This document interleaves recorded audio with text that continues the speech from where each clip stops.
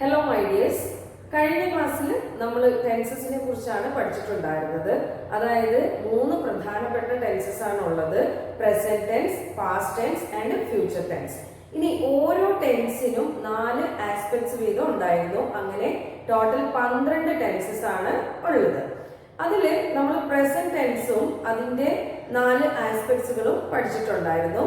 ഇനി നെക്സ്റ്റ് നമുക്ക് പഠിക്കാനുള്ളത് പാസ്റ്റ് ടെൻസും അതിന്റെ 4 ആസ്പെക്ട്സുകളുമാണ്. ഓക്കെ, സോ ഇനി നമുക്ക് പാസ്റ്റ് ടെൻസ് എന്താണെന്ന് നോക്കാം.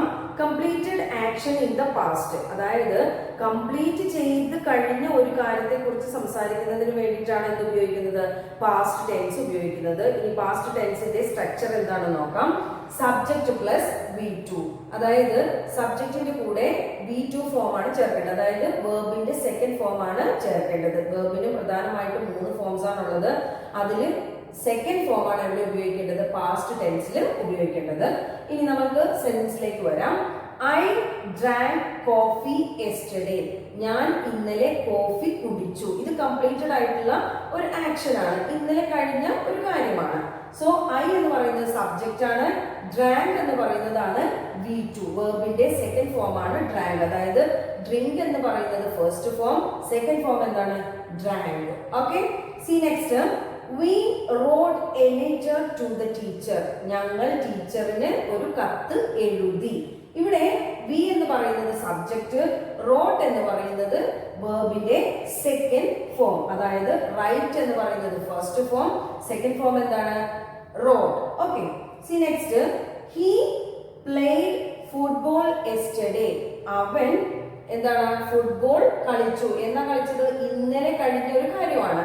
അപ്പോ ഹി എന്ന് പറയുന്നത് സബ്ജക്റ്റ്, പ്ലേഡ് സെക്കൻഡ് ഫോം ആണ്, പ്ലേഡ്. പ്ലേ എന്ന് പറയുന്നത് ഫസ്റ്റ് ഫോം, പ്ലേഡ് എന്ന് പറയുന്നത് സെക്കൻഡ് ഫോം. അതായത് ഇത് കംപ്ലീറ്റഡ് ആയിട്ടുള്ള ഒരു ആക്ഷൻ ആണ്. So next. They went to the office early, അവർ നേരത്തെ ഓഫീസിലേക്ക് പോയി. അതായത് ഇത് കംപ്ലീറ്റഡ് ആയിട്ടുള്ള, അതായത് കഴിഞ്ഞ ഒരു കാര്യമാണ്. ദേ എന്ന് പറയുന്നത് സബ്ജക്റ്റ് ആണ്, വെന്റ് എന്ന് പറയുന്നത് വെർബിന്റെ സെക്കൻഡ് ഫോം ആണ്. So to the office early, അതായത് ഇവിടെ I, we, he, they subject ഏതുമാകട്ടെ എന്തായിരിക്കും? വെർബിന്റെ സെക്കൻഡ് ഫോം ആയിരിക്കും വരിക. ഓക്കെ, ക്ലിയർ ആയല്ലോ? അതായത് ഐ എന്ന് പറയുന്നത് സബ്ജക്റ്റ് ആണ്, വി എന്ന് പറയുന്നത് സബ്ജക്റ്റ് ആണ്, ഹി എന്ന് പറയുന്നത് സബ്ജക്റ്റ് ആണ്, ദേ എന്ന് പറയുന്നതും സബ്ജക്റ്റ് ആണ്. ഇവിടെ വെർബിന്റെ സെക്കൻഡ് ഫോം ആണ് എന്ത്? V2, drank, rote, played and went. Go എന്ന് പറയുന്നതാണ് ഫസ്റ്റ് ഫോം, അതിന്റെ സെക്കൻഡ് ഫോം ആണ് എന്ത്? വെന്റ്.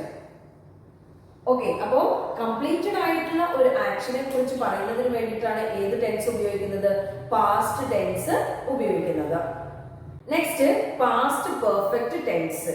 കഴിഞ്ഞു പോയ 2 കാര്യങ്ങളെ കുറിച്ച് പറയുമ്പോൾ അതിൽ ആദ്യം ചെയ്തു കഴിഞ്ഞ അല്ലെങ്കിൽ ആദ്യം നടന്ന ഒരു കാര്യത്തെ കുറിച്ച് പറയുന്നതിന് വേണ്ടിയിട്ടാണ് പാസ്റ്റ് പെർഫെക്റ്റ് ടെൻസ് ഉപയോഗിക്കുന്നത്.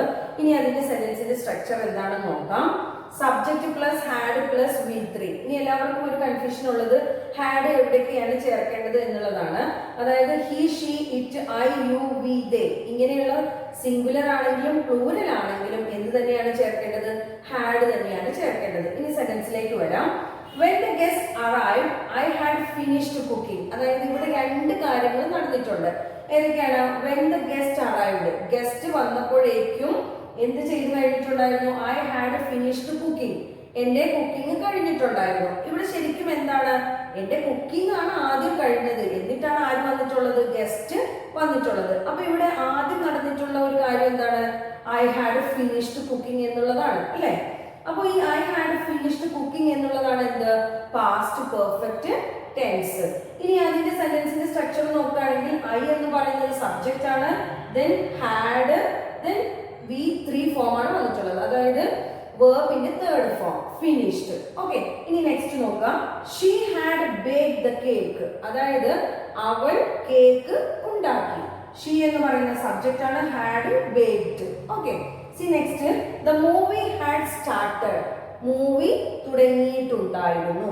അതായത് ദ മൂവി ഹാഡ് സ്റ്റാർട്ടഡ് എന്ന് പറയുന്നത് V3 ഫോം ആണ്. അതായത് കഴിഞ്ഞു പോയ 2 കാര്യങ്ങളെ കുറിച്ച് പറയുമ്പോൾ അതിൽ ആദ്യം നടന്നിട്ടുള്ള കാര്യം ഏതാണോ അതാണ് എന്ത് past perfect tense. Okay, clear ആയല്ലോ? നെക്സ്റ്റ് പാസ്റ്റ് പെർഫെക്റ്റ് കണ്ടിന്യൂസ് ആണ്. അതായത് പ്രസന്റ് പെർഫെക്റ്റ് കണ്ടിന്യൂസും പാസ്റ്റ് പെർഫെക്റ്റ് കണ്ടിന്യൂസും ചെറിയ വ്യത്യാസമേ ഉള്ളൂ. അതായത് പ്രസന്റ് പെർഫെക്റ്റ് കണ്ടിന്യൂസ് ആണ് എന്ന് പറയാനും പാസ്റ്റ് പെർഫെക്റ്റ് കണ്ടിന്യൂസ് ആയിരുന്നു എന്ന് പറയാനുമാണ് ഉപയോഗിക്കുന്നത്. അപ്പൊ നമുക്ക് സെന്റൻസിന്റെ സ്ട്രക്ചർ നോക്കാം. Subject plus had been plus verb plus ing. ഇനി സെന്റൻസിലേക്ക് വരാം.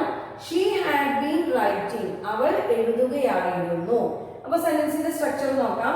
ഷീ എന്ന് പറയുന്നത് സബ്ജക്റ്റ് ആണ്, then had been, then writing, write plus ing, അതായത് verb plus ing. Next they had been working since 2015, അതായത് അവർ 2015 മുതൽ വർക്ക് ചെയ്യുകയായിരുന്നു. ഇവിടെ they എന്ന് പറയുന്നത് എന്താണ്? Subject, then had been working, work plus ing. ഇതാണ് സെന്റൻസിന്റെ structure. Next she had been singing for 1 hour, 1 മണിക്കൂറായി അവൾ പാടിക്കൊണ്ടിരിക്കുകയാണ് എന്നാണ് പറയുന്നത്. അപ്പോൾ she എന്ന് പറയുന്നത് എന്താണ്? സബ്ജക്റ്റ് ആണ്, had been, then singing. Okay, verb plus ing. Next, they had been playing, our കളിക്കുകയായിരുന്നു, our കളിക്കുകയായിരുന്നു. had been ഉണ്ട്, then they എന്ന് പറയുന്നത് സബ്ജക്റ്റ് ആണ്, playing എന്ന് പറയുന്നത് എന്താണ്? verb plus ing. അതായത് പാസ്റ്റ് പെർഫെക്റ്റ് കണ്ടിന്യൂസ് ടെൻസിന്റെ സ്ട്രക്ചർ ഒന്നുകൂടെ പറയാം. Subject plus had been plus verb plus ing ആണ്. അതായത് ആയിരുന്നു എന്ന് പറയുന്നതിന് വേണ്ടിയിട്ടാണ് എന്ന് ഉപയോഗിച്ചിരിക്കുന്നത് പാസ്റ്റ് പെർഫെക്റ്റ് കണ്ടിന്യൂസ് ടെൻസ് ഉപയോഗിച്ചിരിക്കുന്നത്. അപ്പോൾ പാസ്റ്റ് ടെൻസിന്റെ ഈ 4 ടെൻസുകൾ മനസ്സിലായിട്ടുണ്ടെന്ന് വിചാരിക്കുന്നു. അതായത് simple past, past perfect, past continuous, then past perfect continuous. Okay.